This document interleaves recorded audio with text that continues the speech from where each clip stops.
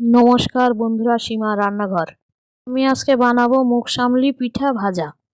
নারকেল নিলাম, নারকেলটা ভেঙে নিলাম, নারকেল কুড়ে নিলাম, মুগ ডাল নিলাম, সুজি নিলাম, চিনি নিলাম, কড়া বসালাম, জল দিলাম, জলটা গরম করে নিলাম, মুগ ডালটা ভালো করে ধুয়ে দিয়ে দিলাম, মুগ ডালটা সিদ্ধ করে নিলাম, লবণ দিলাম, সুজি দিলাম, ডালের সাথে সুজিটা মিশিয়ে নিলাম, নাড়াচাড়া করে একটা কাঁই মতো করে নিলাম, নামিয়ে দিলাম, কড়া বসালাম, কুড়ে রাখা নারকেল দিলাম, চিনি দিলাম, নাড়াচাড়া করে নিলাম, আরও কিছুক্ষণ নাড়াচাড়া করে নিলাম, নারকেলের পুরটা নামিয়ে দিলাম, কাঁই নিলাম, ময়দা দিলাম, হালকা গরম থাকতে মেখে নিলাম, অল্প করে একটা লেচি কেটে নিলাম, হাতে ময়দা লাগিয়ে লেচিটা বাটির মতো করে নিলাম,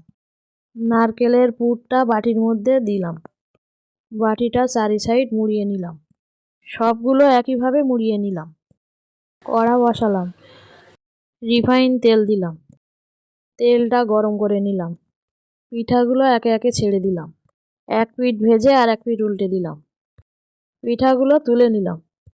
মুগ সামলি পিঠা ভাজাটা ভালো লাগলে লাইক, সাবস্ক্রাইব, কমেন্ট, শেয়ার করুন।